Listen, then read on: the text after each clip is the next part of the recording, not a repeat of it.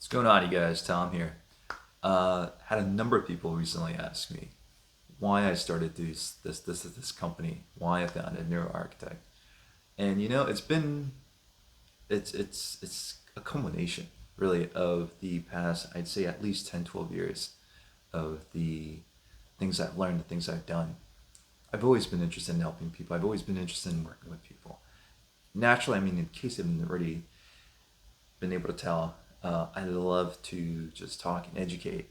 And originally, my track was I'm going to be a teacher. I'm going to go and continue get my master's, get my PhD. I want to teach university level, and it just didn't resonate. It didn't click. You know, I really wanted to be able to do something where I'm working with people a little more intimately, a little more one on one, where I'm still educating, where I'm still transforming lives, but not on that level, not on that scale. And at the same time, I was always interested in health and wellness. And I got my start in fitness. I got my start in training people, doing a lot of personal training, really understanding the body, what it takes to actually move the body properly, understanding the way hormones play into whether it's weight loss or you're building muscle and gaining strength, and really understanding not just physiology but chemistry, the biochemistry of the body. And it started with the fitness, and I was so into it. I was really learning everything I could about the best and most efficient ways to maximize performance. But it didn't cut it, because then there was this whole dimension of nutrition that I really needed to understand and dive into. And it's been years, just like course after course and book after book and certification after certification. And I'm like, oh my God. There's hundreds of different correct approaches, and they're all good for someone, not for everyone. And I really had to then broaden my horizon, my scope even more so, just trying to understand, well, how do I help people individualize these things for themselves? How do they find the perfect movement to balance their body, to meet their needs, to meet their goals? How do they find the best way to nourish that body and actually support those goals, whether that be something like losing fat or building muscle, or you're looking to perform at a certain level. Great, done, right? No. Fortunately not. Because part of what also really drove a lot of this was my own personal journey in terms of, well, the health challenges that I was facing, right? What most people don't know is really truly what got me interested in health and wellness was actually me trying to get better. You're talking about someone who, when I was born in Poland, guys. This was at a time when they weren't really screening moms a certain way. Certain shots weren't provided. My mother and her twin sister were both sick with rubella, and while they were pregnant, and so most doctors at that time were strongly advising parents with that to abort their fetuses, to abort their pregnancies, because those kids would, chances are, come out very deformed, very sick, and this was extremely challenging for my family, to say the least. And I can't even imagine the courage it took, the faith and hope that it required on their part to want to see it through. And when I was born, I probably scored the lowest marks on the health assessment that you could score in every single category. But I guess baby Tom wanted to push through, and I was fortunate enough to actually also have the support and help of my family at that time to really make sure that they could do whatever they could, because I believe part of the body was also paralyzed. So as that child, as that little fetus, I mean, I was a baby at that point. As that child, as that baby, that newborn, what doctors had to do is apply a lot of pressure to create pain, right? And activate the nerves to really get those parts of the body, get those muscles, get that part of the nervous system in those areas working, reacting, responding.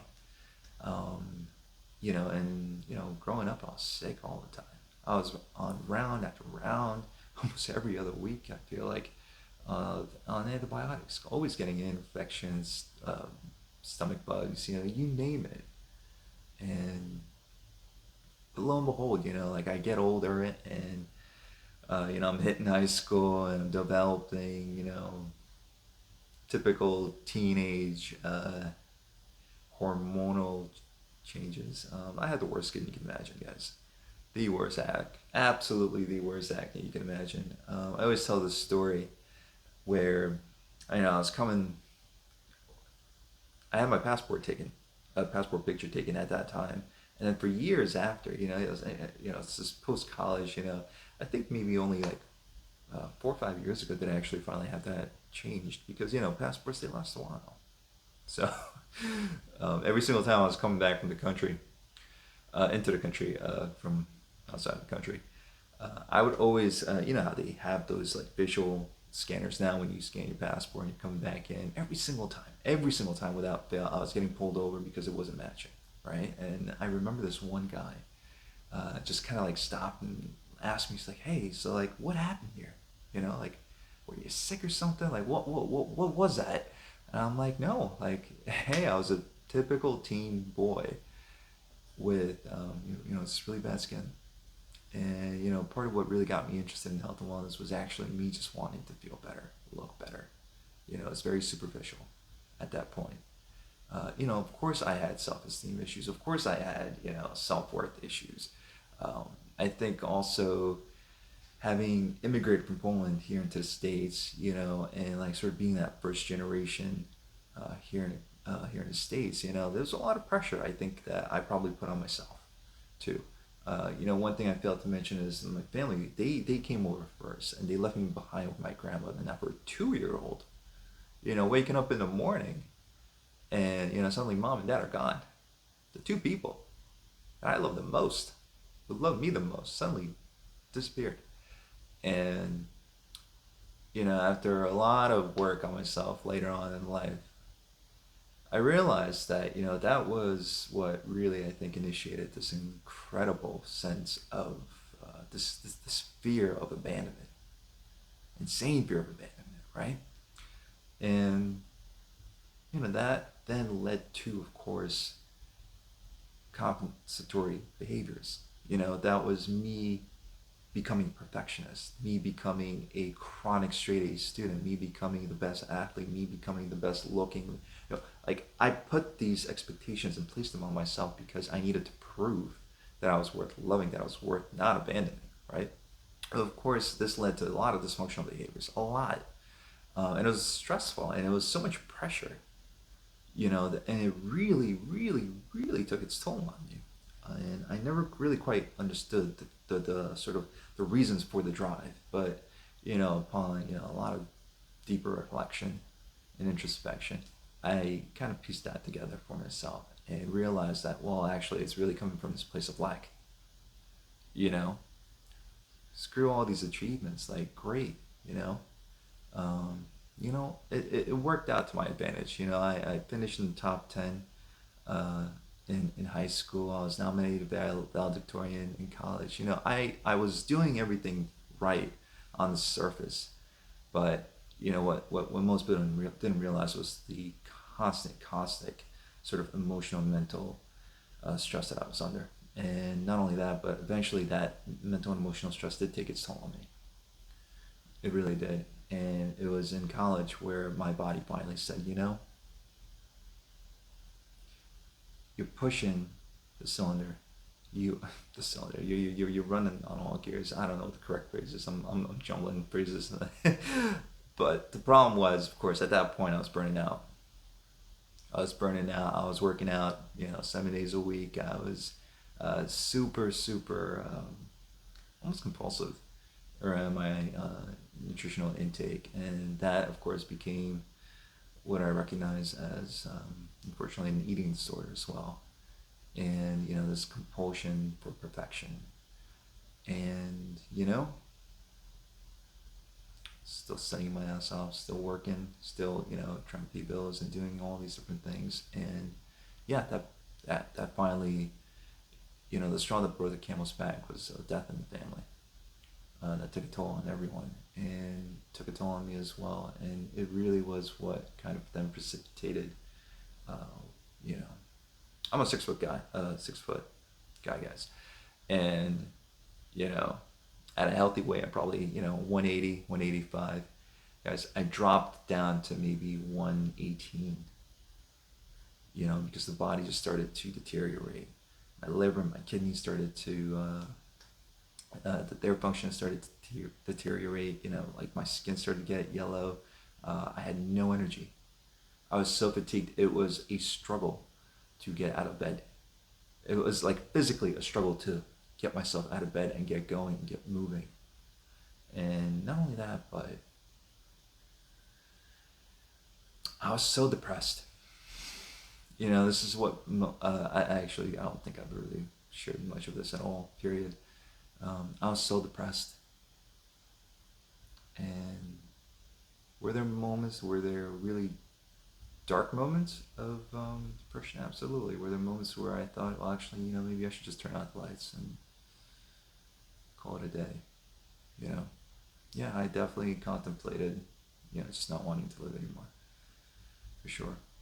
And it was fortunate that I had a lot of the tools by then that I had also accumulated over the years of just research and study. And, this also prompted my almost obsession with studying the mind, studying the brain, because I already knew that there was this internal network, this whole microbiome, this whole bacterial network, like there's all these different things that were affecting so many different organ systems and also affecting the brain and mental health and emotional health, which is why the movement and nutrition are such key and fundamental components of that. But I really needed to understand the mind. And, at that point, I was, now graduating college and I wanted to start my own business. I didn't have the right tools and the knowledge behind that. And I was fortunate, of course, to find a mentor, to find a business partner that we actually then went on to, start a neurofeedback business together, where I get a chance to, lo and behold, now have the opportunity to study the mind and the brain even deeper, because here we are now, learning how to measure brain waves, interpret those brain waves, interpret those different brainwave patterns, and then using the neurofeedback, training those brain waves into healthier ranges to really help people thrive and improve their mental and emotional lives. Because every single dimension of our lives is influencing and impacting, the quality of that life, from the way we move to the way we exercise, to the way we sleep and hydrate and nourish the body with the food that we're consuming, to the way we nourish the mind with the information that we're consuming, to rest and movement, making sure these are constantly in balance, that you're not gearing, you're not moving too far in one direction or the other, steering away from the extremes, and individualizing practices for people. Whatever your goals are, you have to look at every single dimension of yourselves. And this is really what then, it just evolved my perception of what it means to be healthy, what it means to be whole, what that takes, and, and then finding more tools. And at any point, even now, I'm still constantly learning and growing and adding to that toolbox, because there's just so much to know and to learn. And I really wanted to be able to give people those tools, because it doesn't matter if you're looking to lose weight, if you're looking for a particular aesthetic, it doesn't matter if you are looking for a career change, it doesn't matter if you simply need someone to talk to because you're going through, deeper mental and emotional, complications and issues. Health and wholeness requires addressing and looking at everything. That's what I really learned to appreciate. And yeah, of course, you zero in on different parts, depending on the person, depending on the individual. And you hone in on those things, but you still address all the other different things. So this is why I decided to actually transition out of doing some of the work that I was already doing, so I can really put my energy and my focus into this. And I'm excited. I'm excited for what's going to bring. I'm excited for being able to actually really help and support people in all these different areas, because you know what? I've been through it. And, Obviously, every single individual subjective experience of life is different, but there are common core things that make us human that we all kind of can relate to. And we've all gone through the ringer in some shape or form. And it's going through that actually then led me down the path that I'm on right now. And now I have the opportunity to share everything with everyone. So, guys, if any of this resonates with you at all, I really, really, really encourage you to reach out to me. You can even just schedule a fun little consult with me where we just sit and chat and get to know each other to see if there's anything that I can do that could be of value to you, that could serve you. I want you to really click that link that's located in the comment section or in the description box wherever you're watching this. Schedule that consult and let me see what I can do to help you, because trust me, I've learned it, I've studied it. Most importantly, I've gone through it, and I'm still going through it, and I'm finally in a place where I feel like I'm thriving. I'm no longer in that deep dark hole. You know, I've obviously built the body back up from 118 to now a healthy 185, and you know, I feel great, I look great, I know exactly what my body needs and when. I know how to daily make sure I'm working on that mental and emotional health of mine as well. So, guys, thank you for taking the time to watch this and listen to me ramble as I always do. I'm definitely going to be producing a lot more for you, so please stick around and keep your eye out for that. Because everything I want to do and create is to educate, inform, and empower. At the end of the day, my job is to make myself obsolete. You don't need me, right? Because you need to have the tools and the skills and the knowledge necessary to live the life you were literally born to live. So, with that, guys, have a great day.